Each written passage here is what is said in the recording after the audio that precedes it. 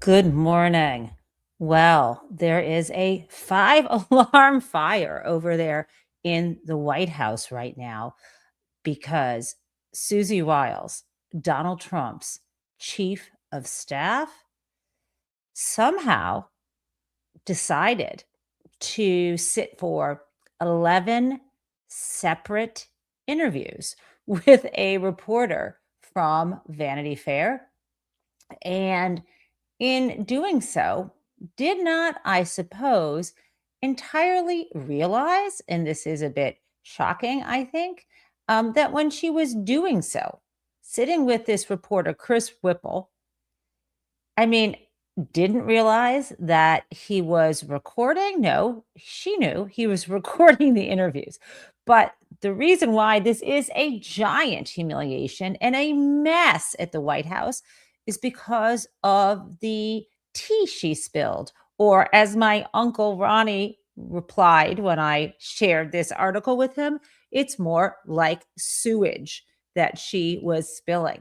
So, before I share images from that article with you, I would like to play for you a clip from Nicole Wallace, who fully captures the most juicy tidbits of this article. Because remember, Susie Wiles is chief of staff.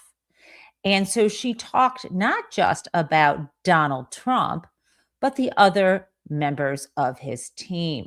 Let's take a listen. Susie Wiles tells Whipple this: some clinical psychologist that knows 1 million times more than I do will dispute what I'm going to say, but high-functioning alcoholics, or alcoholics in general, their personalities are exaggerated when they drink.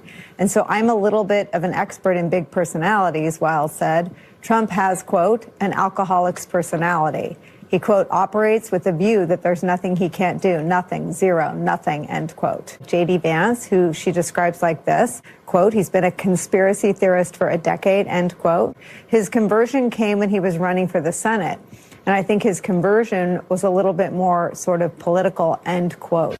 As for Russ Vought, the architect of Project 2025 and the director of the Office of Management and Budget, he's a, quote, right-wing absolute zealot, end quote. Regarding Elon Musk, who took a chainsaw to the federal government, Susie Wiles says this, quote, he's an avowed ketamine user and he sleeps in a sleeping bag in the OEOB in the daytime. And he's an odd duck, as I think geniuses are. You know, it's not helpful, but he is his own person, end quote. The journalist, Chris Whipple, adding this, quote, when I asked her, Susie Wiles, what she thought of Elon Musk reposting a tweet about public sector workers killing millions under Hitler, Stalin, and Mao, she replied, quote, I think that's when he's microdosing, end quote. Oh, Wiles actually is blowing Trump's cover. Here's what she says about Trump's campaign to prosecute his political. that was a lot, right? That last piece. That's when I think he's microdosing.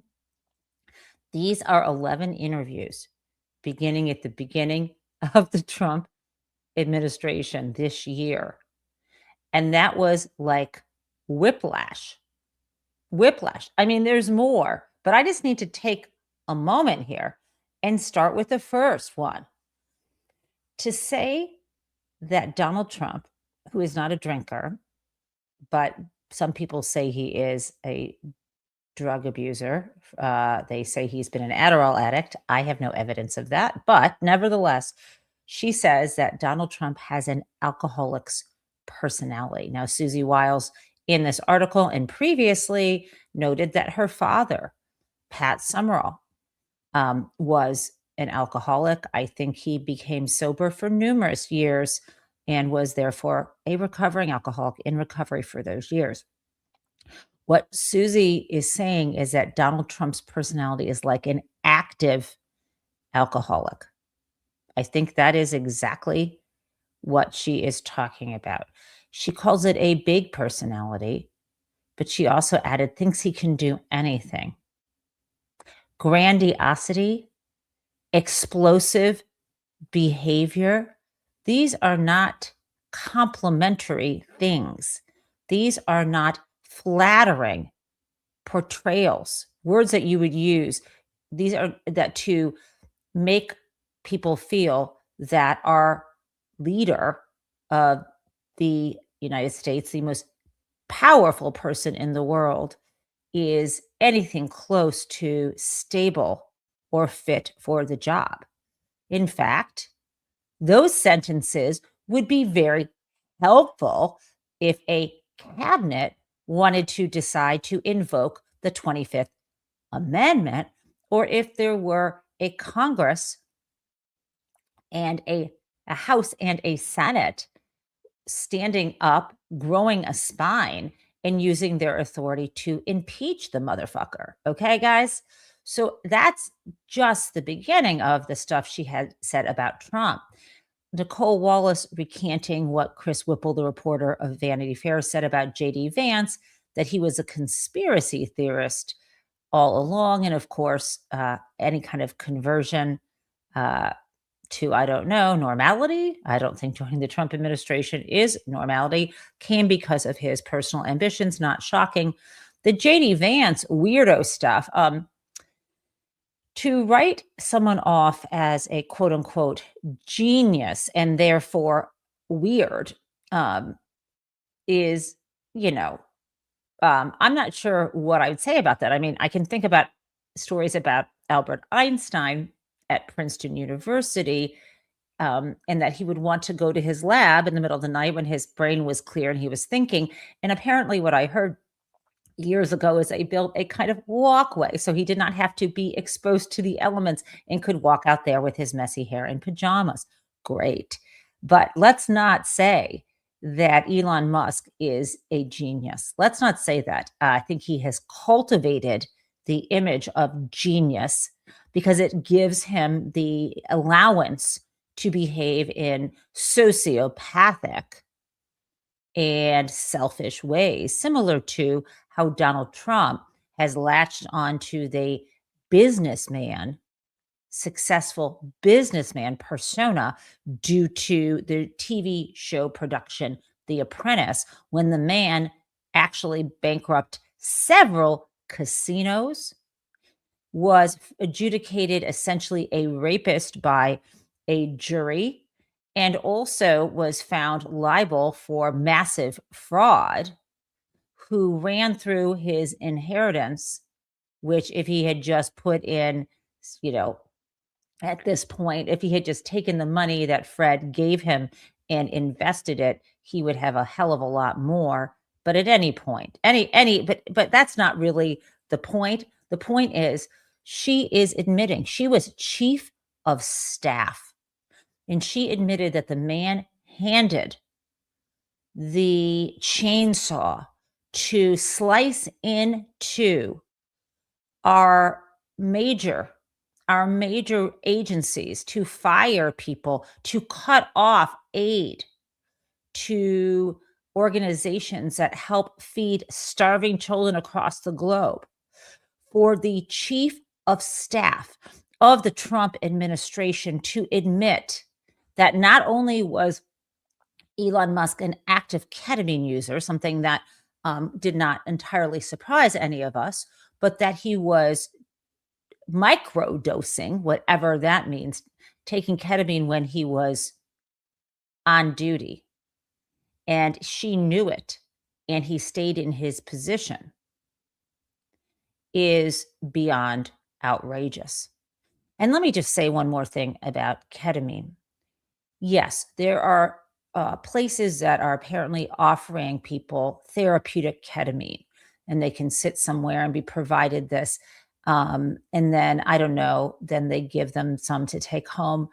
A lot of this is no different than the pill mill behavior, with Oxycontin being given to people. The guy who ended up is going to prison for prescribing ketamine to, gosh, Chandler Bing. Now I'm forgetting Matthew, what his name is.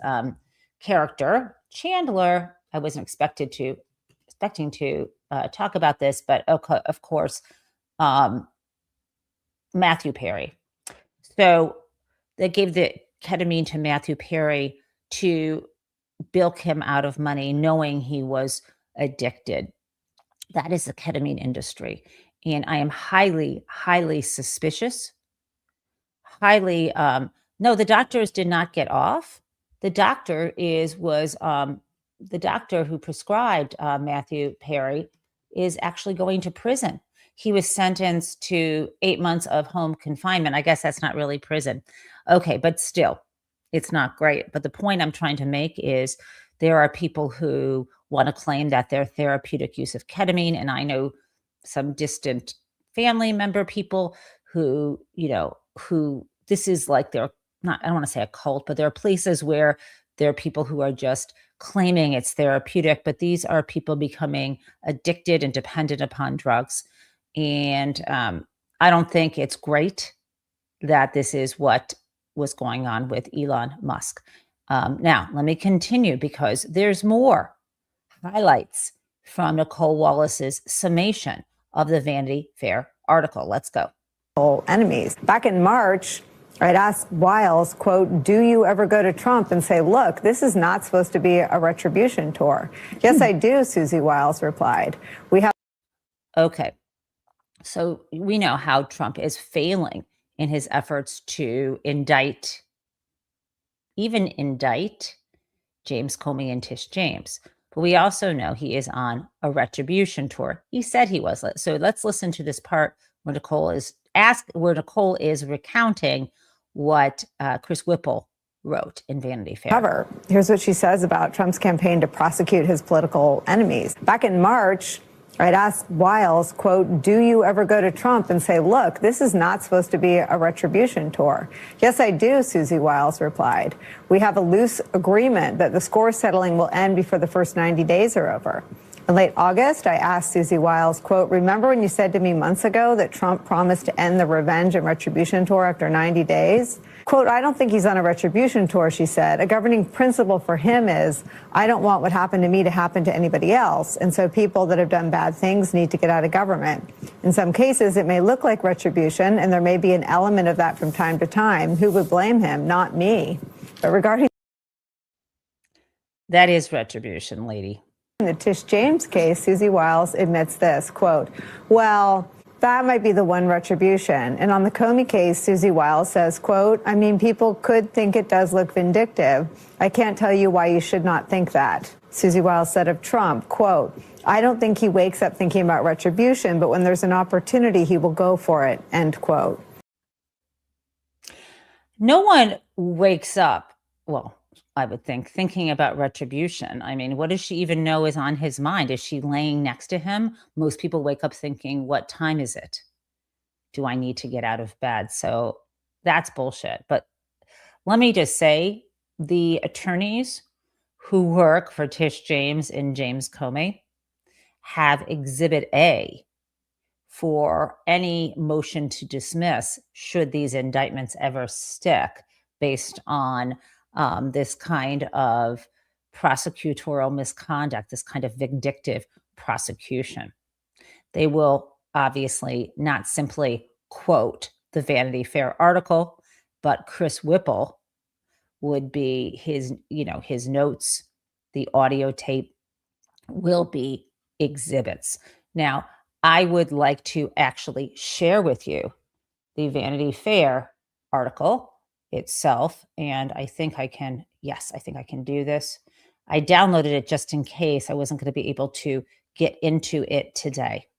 And what I want to share with you, friends, are some of the photos and some of the pullout quotes. And we will move on to some other stories, but this is huge. And let me just say, when this broke, I'm like, whoa, is this her, what is going on here? This is her resignation letter?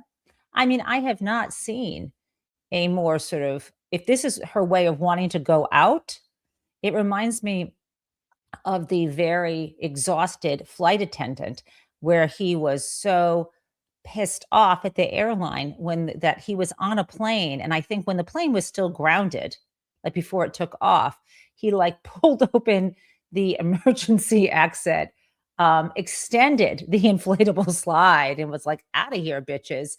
I don't know if you remember that happening, but this seemed pretty close. But what was weird, as soon as the article came out, so I guess maybe they anticipated how bad it was going to be. Maybe Chris Whipple went to confirm certain quotes and they kind of knew what the story was going to look like.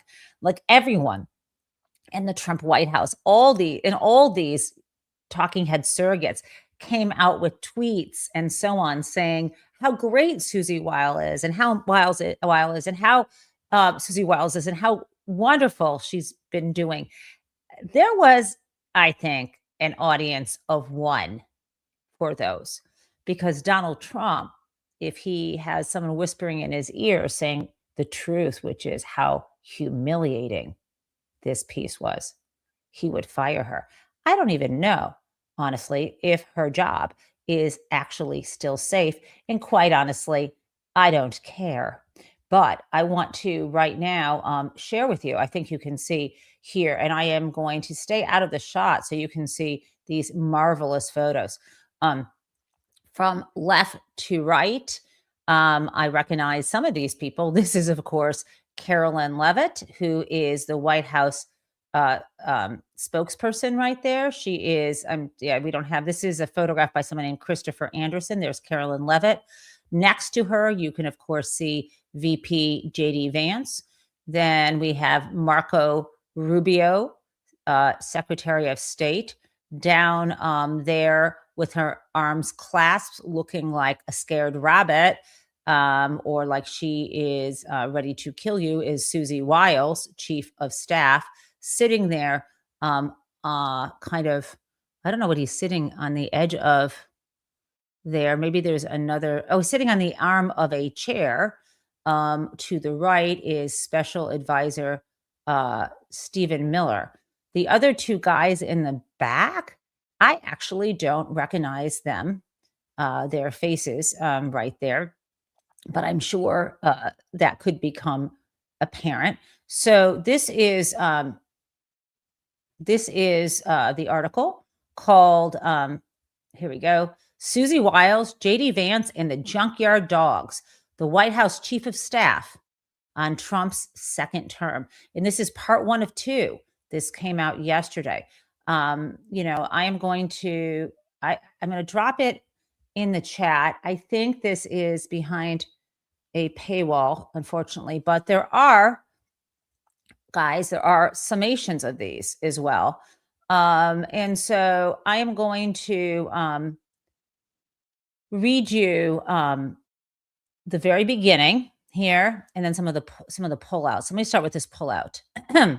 Again, this is about Susie Wiles, Chief of Staff in the Trump White House. I am not an enabler. I am also not a bitch, said Susie Wiles. I guess time will tell whether I've been effective. Okay, so here's the beginning. Wiles, wearing dark pants and a plain black leather top, met me in her office with a smile and a handshake. Over sandwiches from the White House mess, we talked about the challenges Trump faces. By the way, this is Jen breaking in. The White House mess, I think where he's talking about, it's in the West Wing, and it's the Navy mess. It's a cafeteria right near in the same hallway as the Situation Room. Okay, back to Chris Whipple. Throughout the past year, Wiles and I have spoken regularly about almost everything: the contents and consequences of the Epstein files, ICE's brutal mass deportations, Elon Musk's evisceration of U.S. aid, the controversial deployment of the National Guard to the U.S. cities, the demolition of the East Wing, the lethal strikes on boats allegedly being piloted by drug smugglers, acts many have called war crimes, Trump's physical and mental health, and whether he will defy the 22nd Amendment and try to stay on for a third term. And then he added, most senior White House officials parse their words and speak only on background. But over many on the record conversations, Wiles answered almost every question I put to her. Right? And this is the He added, sorry, one more. We often spoke on Sundays after church. Wiles, an Episcopalian, calls herself Catholic Light. One time we spoke while she was doing her laundry in her Washington, D.C. rental. Trump, she told me, has an alcoholic's personality. Vance's conversion from never Trumper to MAGA acolyte, she said, has been quote unquote sort of political. The vice president, she added, has been a conspiracy theorist for a decade. Russ Vought, architect of the notorious Project 2025 and head of the Office of Management and Budget, is a right-wing zealot, right-wing absolute zealot.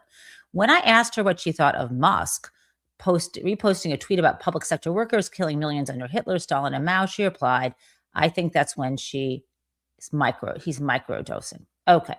So I'm repeating what you heard Nicole Wallace say right out of the open paragraph. Now, there she is. That's the close-up photo of her staring out from the table. Okay. I just want to say, when I look at her, I don't feel particularly warm, cozy, or safe. What people are noting is how much Susie Wiles looks like Donald Trump's mother. Anyway, we get this is one little piece. She said, her father was an alcoholic, so she knows how to deal with difficult men with big personalities. Quote unquote, I make a specialty of it, she says with a laugh. Okay. So more things. Here's J.D. Vance, the heir apparent. Once a fierce critic of Trump, who he called America's Hitler. He's now had a transformation. This is Stephen Miller, the zealot. We're going to find out who these other guys are. Okay, this is Dan Scavino. Oh, that makes sense. That was at the table in the back. And there she is, looking conciliatory and yet angry. Of course, there's JD buttoning up. Steve Miller, yuck. This guy I didn't recognize. Who is this, guys? I don't know. He is not, I'm not sure who that is. Okay. So this is this amazing, I'm going to stop here. I'm going to go back to the beginning so you can take one last look at these people. There you go. This is the staff, right? These are the people here who support the most powerful person in the world, and they are all quite damaged. Now, there are a couple things that I want to tell you about, but to elaborate on what's going on at the White House right now, or related to our policy, domestic and foreign, and the illegal actions we're taking. But before I do that, I think I need to talk about some very concerning news, which is the apparent plan, which we have seen creeping bit by bit, to go to war with Venezuela. And depending upon who you ask, what Donald Trump wrote on Truth Social last night, some are now characterizing it as itself an act of war. Oof. Now, timing is everything. And clearly, it being December 17th, today, Wednesday, we are just 2 days, away from the deadline for the Department of Justice to release the Epstein files. This is a deadline based on the Epstein Files Transparency Act that Donald Trump signed into law nearly 30 days ago. Signed under duress, even though he acted as if he wanted to. Signed under duress, as I am saying, because he was first threatening Republican members of Congress not to even let this go to a vote. That is why Congress was shut down for so long by the Speaker of the House. And then when the House went back into session and the so-called discharge petition went through, a majority vote in the House to force a floor vote, at that point, Donald Trump was still hopeful that there would not be a majority, let alone what there could have been what there would have been, which is a veto-proof majority. But what happened is he saw that more and more Republicans were going to support this transparency bill. He had not a change of heart, but a change of speech, and then demanded that Republicans all vote to release it. And it was basically close to unanimous, with just one Republican member of Congress voting against it. And then we know the rest of the story. The Senate supported it immediately when it was sent over the same day with unanimous consent. Wasn't even a single person against it. So Donald Trump signed that under duress, and now it's time to pay the piper, so to speak, this Friday. So if there was ever a time to create chaos and a change in the news cycle, this escalating war possibility against Venezuela is happening right now. Now, first, let me share with you from Ruben Gallego, member of Congress, talking about this yesterday. And then I'm going to share with you a little bit more of the analysis. Let's play. Don't want a war. America does not want a war. There's a couple people in the administration that do, and they're going to do everything they can to get us into this war. Maybe because I'm a layperson, but I am actually shocked by the clarity with which you are saying not only are that they might try to take us to war, they are actively on the path to taking us to war with Venezuela. We don't know, to be frank, it sounds like you don't know what exactly they're doing. None of us know what exactly they are doing in the country right now. They didn't provide any clarity on that today. They didn't provide any clarity on the boat strikes. I think that there's a lot of I'm concerned. I'm concerned every night on this show, but I am very concerned about what you're saying. Like, I'm a baby of an illegal war. You know, I went to war in Iraq, a war that should never happen, that was illegal, that was fabricated by people that wanted the war to happen. This is happening again. This is the Iraq War 2.0 with a South American flavor to it. They're trying to do it right now. I'm hoping this doesn't happen, but I'm telling you right now, if you look at what they have down there, all the assets they have down there, all the actions they're doing and they're taking, this is absolutely an effort to get us involved in a war in Venezuela. Okay. So it appears that it's kind of a step-by-step process. So let me share with you this, and I'm going to begin. Here's some slides with something Ben Collins put up on December 10th. We're talking a week ago. 1 week ago, Ben Collins of The Onion writes, people keep wondering why they're going after Venezuela. It's because they want to do regime change and control its oil, then use a big tract of land there to keep a tax-free network state that looks like Dubai, but operates like Rhodesia. They're saying this out loud. Believe them. Okay, so that is what Ben Collins wrote a week ago. Now let's look at yesterday, what Donald Trump said. And I think I got to back out of this shot for you. Okay, and this is pretty damn small if you're on your phone. So let me tell you what he said. And as usual, I will be reading it in full voice and then whispering commentary as I go along. Venezuela is completely surrounded by the largest, capital A, armada ever assembled in the history of South America. Venezuela is on the north coast of South America. Only one side of Venezuela is exposed to the water. There is no way that Venezuela is completely surrounded. Also, armada with a capital A refers to the Spanish Armada. And maybe Donald Trump should have paid attention in history class to see what actually happened when that Spanish Armada went up against the British Empire. Okay. It will only get bigger, and the shock to them will be like nothing they have ever seen before. Until sometime as they return the United States of America all of the oil, land, and other assets that they previously stole from us.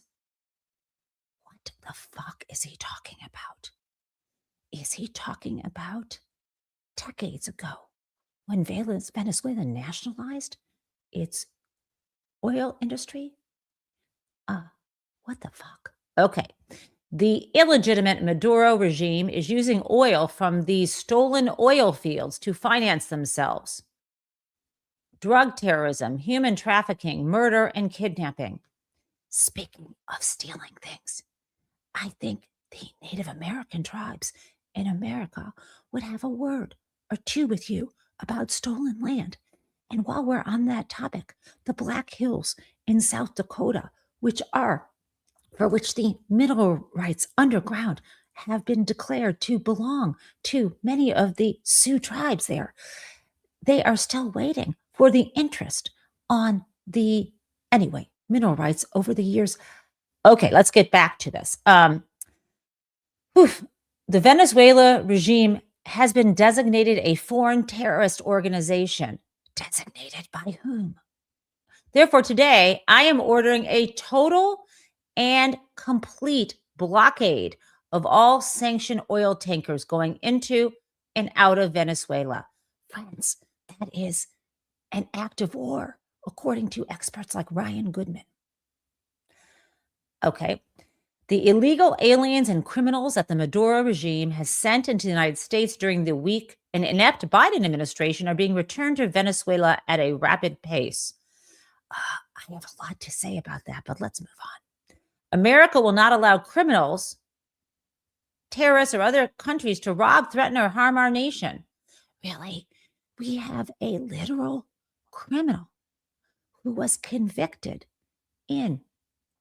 I'm losing my voice, convicted by the Manhattan DA, a jury, I didn't mention that even earlier, was convicted for business record fraud related to trying to interfere. This is why it was a felony in the 2016 election. He's literally running the nation and also obviously harming us.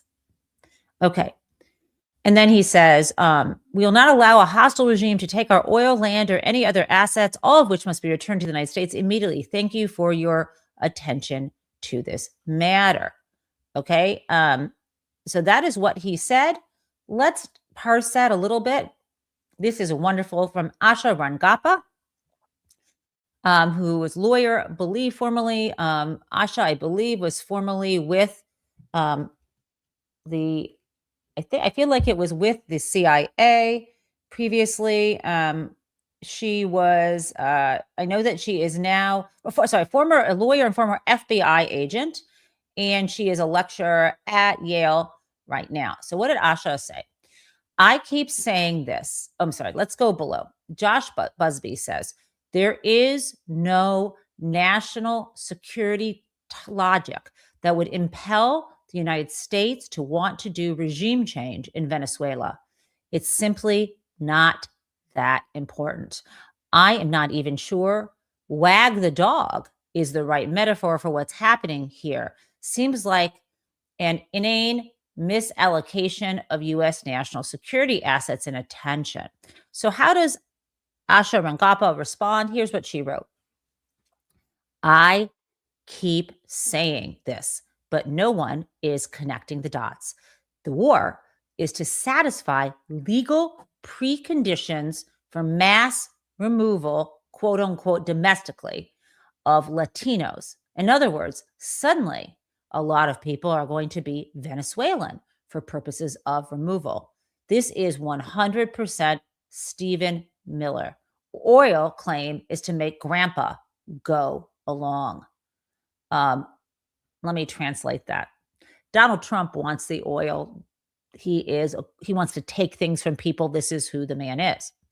But Stephen Miller wants to be at war with Venezuela because then he can invoke the Alien Removal Act, right? And this is something that this is something that they want to do in order, the Alien Enemies Act of 1798. This has a shameful past. You can remember the internment, also thought of as concentration camps, were Japanese Americans. were held, right? So this is what, as well as Japanese nationals, were held during the war. This is what they want to use to deport people. And if you think they're going to check to see if someone is actually Venezuelan, then think about how they're not even caring whether someone is an American citizen when they round them up. Okay, so let's go to the next thing.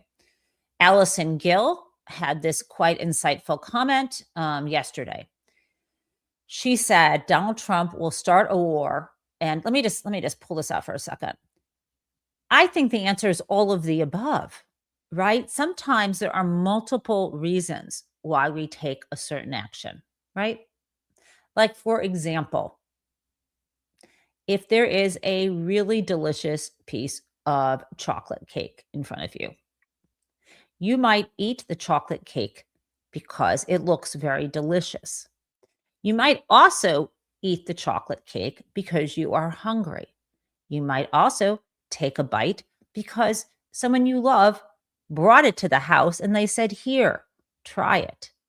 And you might also eat the chocolate cake because, I don't know, I could think of a gazillion, because it's your birthday. And also maybe if you're a bad person, you might eat the chocolate cake so someone you don't like doesn't get a bite of it. I don't know anyone who'd do that, but Donald would. Okay. So the idea is there are lots of reasons why people take actions. And so this is how Allison looks at this.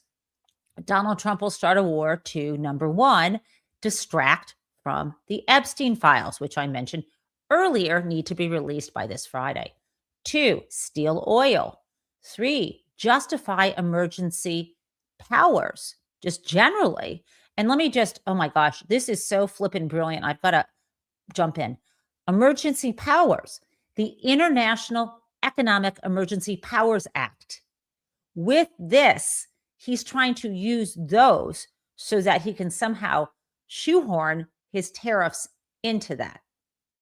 Not sure if that would fully work in the way he wants to, but that is part of it. Let's go back and blow this up again. 4, justify the use of the Alien Enemies Act, which I just spoke about, for deportation and internment. And 5, help the drug lord he just pardoned from Honduras. Okay. That's where we are right now. Now, I would like to additionally share with you something that AOC had to say about this, because let us remember, I think this is obviously critical here. Let us just say this, that Congress has the power to declare war. This is out of control. I mean, it makes absolutely no sense whatsoever that we are sitting here watching this happen. And I want to, at this moment, I think I can do this. Yeah, let me share with you. I got this, 1 second. An expert opinion. I think I got this. Expert opinion, Ryan Goodman. It is international law. He's a professor. I'm going to go to Ryan's page for 1 second. He is the co-editor-in-chief at Just Security, and he is a chaired professor at NYU. So here's what he said. It is an international law 101 that a military blockade is not just a violation of the UN Charter, but a crime of aggression, unless that blockade is in response to an armed attack.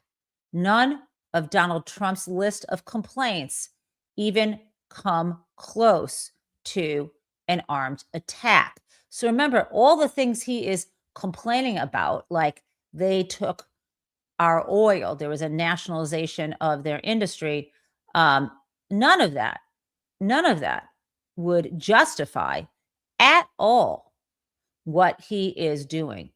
And under international law. And even if it were justifiable, you would still need congressional approval, period, end of story. And I just don't even know how to, here we go. I want to share this with you. This is from AOC, what she had to say about what is happening in this run up. Now, part of what Donald Trump is hoping as he blockades Venezuela, it's a blockade. He's not surrounding it, right? We talked about that. I can show you a map in a second. But at any rate, this illegal blockade, he's hoping that just one person, that Venezuela does something that then he can say, oh, their aggression, and then he can attack. He's waiting for that kind of situation. So let me share this with you. AOC completely nails this. Let's go. This is, of course, Congresswoman Alexandria Ocasio-Cortez from New York on the steps of the Capitol. Of course, we know that that the drug crisis is has been a large one here in the country. But to begin engaging in and making enemies of our allies in Latin America and threatening the lives of service members in this process, it's just reckless. And frankly, the intelligence has not been shared from this administration to Congress to authorize such activity. If it's shared, it shows that these legitimate targets. Then what? I mean, is it something you can support down the road if they show you evidence? Congress, it is the responsibility of Congress to declare and authorize military use of force.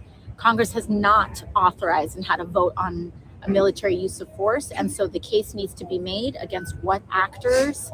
And there has to be, again, a case that's made. And I think the lack of one really speaks volumes. And the fact that this administration has not even shared their case with the committees of jurisdiction, now with the Intelligence Committee, Defense, etc., I think is a huge red flag for everyone.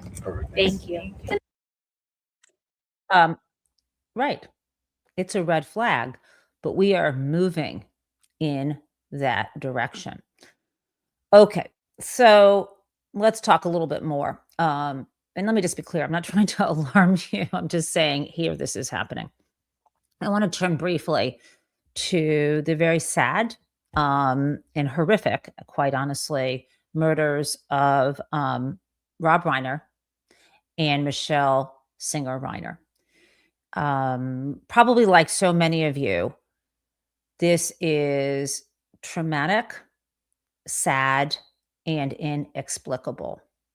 What I'm not going to do, however, is share with you the repeatedly vulgar, inhumane, and disgusting commentary that Donald Trump made, misleading the public about the cause of and who perpetrated the murders. I will not center this person, Donald Trump.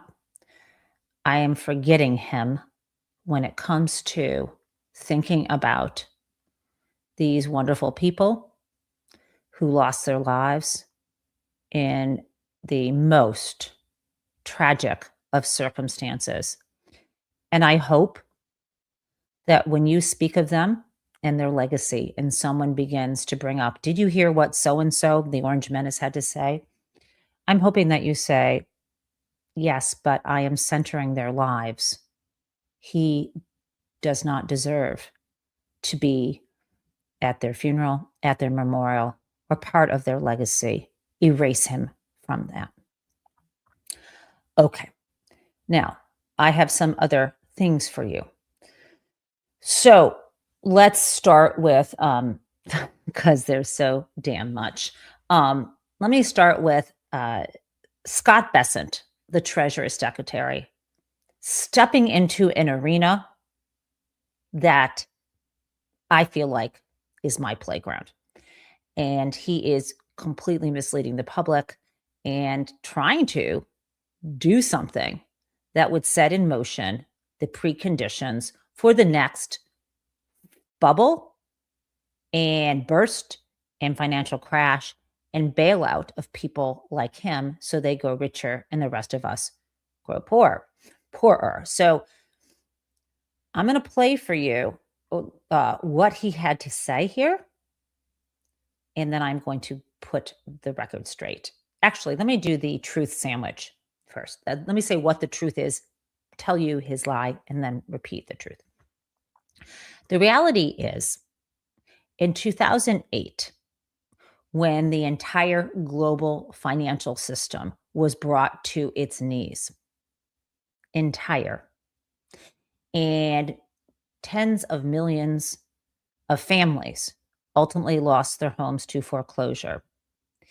The proximate cause of the crash was I'll talk about the proximate and the broader, was the collapse of the toxic mortgage backed securities. These were these instruments that were peddled, the value of which depended upon ultimately the price of houses. And the price of houses had been pumped up falsely by appraisers who pumped up the values beginning when people were refinancing their homes because interest rates were so low. I will ask you, if you really are interested in this, my favorite book that I wrote was called Other People's Houses. And I think it is, let me see if I can pull this up. Let me find this. This is, let me just put it onto it's available in any library. And it's out in, I guess the ebook is less expensive now than the paperback, but it is available. I'm going to share the Amazon page, even though I don't want you to buy it on Amazon. Let me just share this just so you can, or buy it wherever you want. I don't really care, but I'd rather have you go to a library and just check out the book. And here we go. So this was from 2015, and this is a book I wrote on the topic. And if you want to understand how this happened, this is one of the most straightforward narratives. I wrote this book because I felt no one had fully explained in a way people could understand what the step by step, the toxic mortgage supply chain. Now, I told you that the whole economy collapsed because housing prices collapsed, and so did the value of these securities that ultimately depended upon that. But we did not get to the moment of the crash and the bailouts. We did not get to that just organically, like a storm, which I know those are also less than organic. This was not an accident. This was the result of decades of deregulation and desupervision. And for those who want to point to one thing and say, wasn't it because of this Glass-Steagall Act, or wasn't it because of that? It's more complicated. And there is a chapter in this book that goes through each of the steps that lead to this moment. So I also want to be clear that this whole thing comes down in 2008. The foreclosure crisis and foreclosure mills start happening in 2009, 2010, and so on. The bailouts happen beginning under George Bush, continue into the early Obama era. And then the legislation that passed that was designed to reform the system and help consumers, called the Dodd-Frank Wall Street Reform and Consumer Protection Act, was signed into law in July of 2010. The regulations that were promulgated under that did not come into being, some for months, years, and some never. And none of it went far enough. I've written extensively on why that was the case, not just in this book from 2015, but elsewhere. Didn't go far enough. And in fact, they have been unwound during the first Trump administration. And I was very angry that many Democrats voted to support the rollbacks of these. And there are parts of this that have just been dropped from supervising of these large institutions. I could go on and on. So we are now in a state where the not sufficient but strong reforms from the 2010 law have been weakened, rolled back, and in some case eviscerated. And so what do we have the Treasury Secretary saying? Let's play that. 2008, 2009, 2010, financial rules were too tight. They have hamstrung the American. Okay, 2008 and 2009 financial rules? No. Those didn't exist. What he's talking, he doesn't fucking even know. What a moron. He doesn't even know what this is. And God damn it. I mean, and there's no one who is like on these shows who can actually or choose to correct him. Again, laws passed in 2010. A lot of the regulations took long because you have to have a 90-day period of notice and comment. And then there were all the flippin' lawsuits to try to stop the rules. Okay, guys. So he's got the dates wrong, but I got to shut up and just let him talk, but he's making me pissed off. These 2008, 2009, 2010, financial rules were too tight. They have hamstrung the American financial system. It was time for a change. We are going to be safe, smart, and sound in terms of our deregulation, but we have to take the financial system out of the straitjacket. Yeah. This substantial increase in private credit, which is outside of the regulated banking system, that tells me that the regulated system is too constrained and has not been able to compete with those who aren't regulated. So we're leveling the playing field, and I believe that we can do that in a way that creates trillions of dollars in credit for this very strong economy we're going to see, and it will be non-inflationary. So, credit. He says this like it's so important. Trillions of dollars of credit. Folks, we're drowning in credit. Credit is what the banks call it. Debt is what we call it. Have you seen how much student loan debt is? Have you seen there are beginning to be defaults on auto loans? Credit is how they cover up for what is a very precarious economy. Now, because I was telling you, hold on one second, that I actually have something to say about this, I thought I would for you dig up. Hold on one second, my friends. I thought that I would dig up, 1 second, my friends. I thought I would dig up. Damn it. Give me 1 second.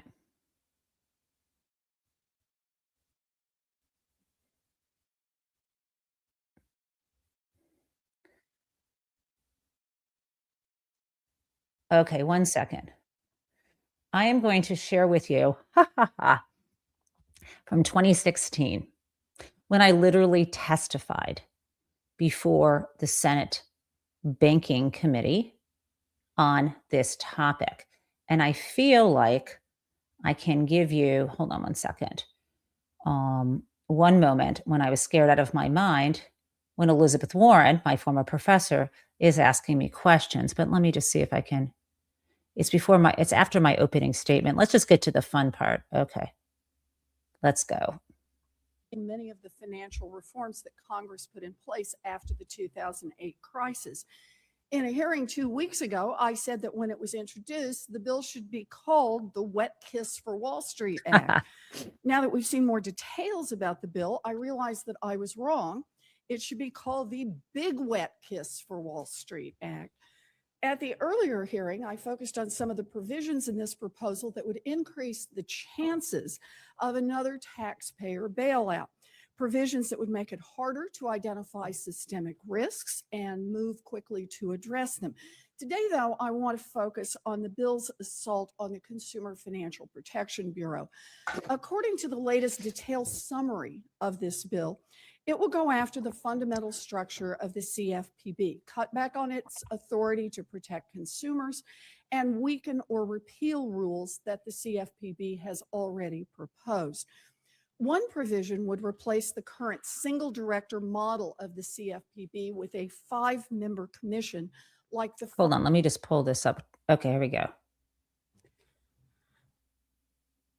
The SEC. What do you think would happen to the CFPB if it adopted the SEC's leadership structure? Senator Warren, I think if the CFPB went from a single director model to a 5-commission model, it would be substantially weakened and slowed down. And that, I think, is the whole point of Hensarling's proposal. There was, in Housing Wire in June, I just read a report from a group called, a research group called Compass Point, and they predicted that if this were to happen, if it moved to the 5-member commission, that this already elongated rulemaking timeline would be extended, probably doubled, and that also enforcement would go down by 75%. Wow. Okay. So gum up the works, reduce enforcement here. By the way, Chairman Hensarling has gone out of his way. Sign on to a comment letter with about 200 other law professors and scholars in support of the CFPB's rule, because I think this, the status quo currently, unfairly limits legal rights and remedies for millions of consumers. Okay, guys, I've got one other thing from the beginning. We were allowed to, I'm sorry, give our opening remarks, and there's Sherrod Brown. I love him. There's Shelby. Each of us gave our opening remarks. Let's see.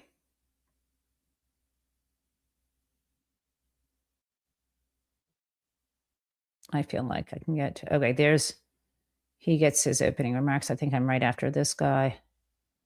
He's a big lobbying guy. Trade sizes are getting small. Here we go. Okay. But rather exploring other sources. This is I don't usually show off about my Senate testimony, but this is relevant. Bear with me, guys. Chairman Shelby, Ranking Member Brown, and distinguished members of this committee, thank you for this opportunity to testify today. My name is Jennifer Taub. I'm a professor at Vermont Law School, and formerly I was an associate general counsel with Fidelity Investments. I offer my testimony today solely as an academic and not on behalf of any association. The title of today's hearing, Bank Capital and Liquidity Regulation, sounds terribly technical, seemingly a topic just for the experts, but it's not. Reducing excessive bank borrowing through higher capital requirements matters to us all. Bank capital is much more than just numbers you can count up on a balance sheet. Bank capital is what we can count on to ensure a more stable financial system that serves the credit needs of American families and businesses. So what do we mean by capital? Let's say I want to buy a small business for $100,000 and I borrow $95,000 from my cousin and pay the balance in cash. My equity capital would be $5,000, the difference between what I own and what I owe. That's a 5% leverage ratio. If my cousin suddenly demanded the money back, hopefully I could sell the business for at least $95,000. If not, I've wiped out my capital and would be scrambling for other things to sell to fully pay back that loan. That's the downside of leverage.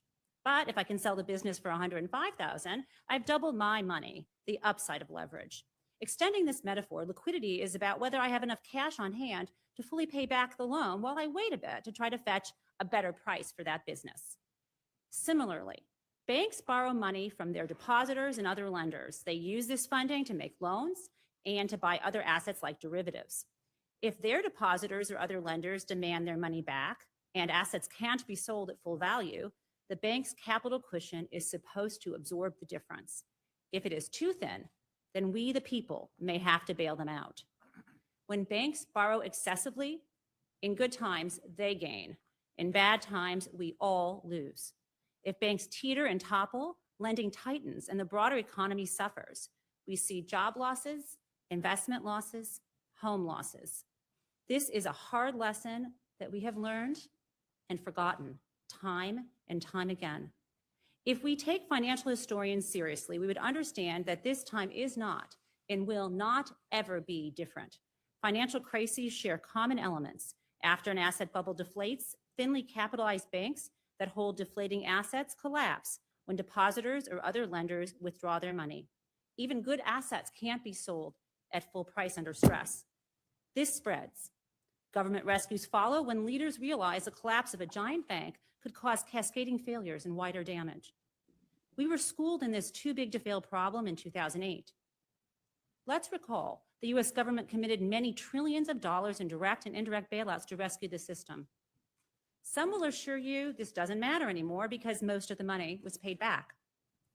That is cold comfort for the more than 6 million families who lost their homes to foreclosure since 2008, and to all of us who are struggling in an economy that is just beginning to pick up steam. To help ensure that this would never happen again, Dodd-Frank was enacted. This law provides regulators with tools to rein in excessive borrowing and otherwise help end too big to fail. The related rules have made the system safer, but not safe enough. The current 4% leverage ratio is way too low. The soon-to-be required 5% for our largest bank holding companies and 6% for their insured depositories will still be too low. So how much capital is enough? Financial economists Anand Madi and Martin Hellwig recommend at least 20%. Together with other leading economists, they have advocated for at least 15%. This would confer substantial social benefits with few social costs. This measure should be based on total non-risk-weighted assets, including certain off-balance sheet items. While the risk-weighted asset approach complements the leverage ratio, it is not enough on its own. It is subject to arbitrage and abuse. Let's be clear, though. A healthy equity capital cushion is necessary, but not sufficient. Allowing banks with a mere 10% leverage ratio a free pass from other crisis prevention and intervention rules is misguided. This is but one of the many faults with Chairman Hensarling's bill. In conclusion, more bank equity capital and better bank liquidity means less systemic risk and reduces the cost of crises. It makes banks less fragile and more capable of lending even after suffering losses. Thank you for this opportunity to speak. I look forward to your questions. So that's my day job, guys. That's the kind of stuff I do. I hope that was clear. The questions are always fun after that. At any rate, I guess what I'm trying to say to you is when Steve Mnuchin, sorry, I saw someone mention that in the chat when Scott Bessent, Treasury Secretary, gets up and says that, it makes my blood boil. It really does. That was my focus back in the day when Donald Trump first got elected, though I had to shift because I see him as a more existential threat to our democracy, to all of our institutions. And I think you know that. I only wish that I got to solely focus on financial market regulation and the plumbing behind our system of money supply. That would be dreamy. But instead, doing this because it's a necessity. Now, I know I've gone over. I hope that that's okay with you, but let me give you a tiny bit of some crazy town here. Crazy town is over in Brazil, where apparently in a town in Brazil, they have a replica, giant replica, not to size, of our Statue of Liberty, sort of poised between a shopping strip and a McDonald's. Go America. And there were some heavy winds, and this is what happened. Let's do our crazy town because this is too on the nose crazy and symbolic.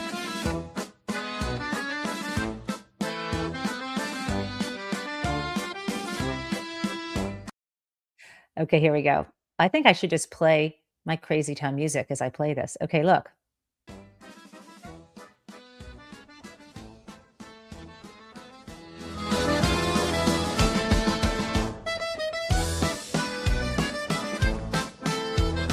Wow, guys. I mean, look at this.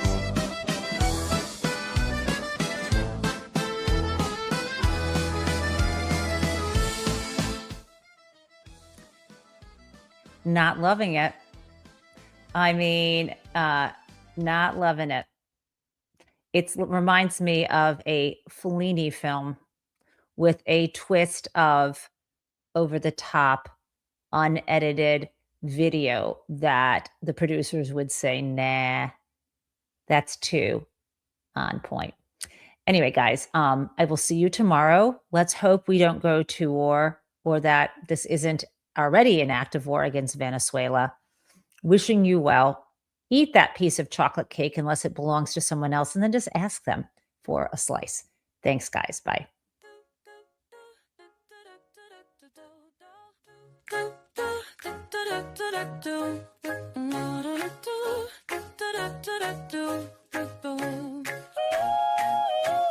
Hello, prison mates. It's the Taub show. Well, how come everyone? Let's learn about what is happening in politics yesterday and today. There was hope, and we are together in this democracy we work for. And again, welcome to the Taub show.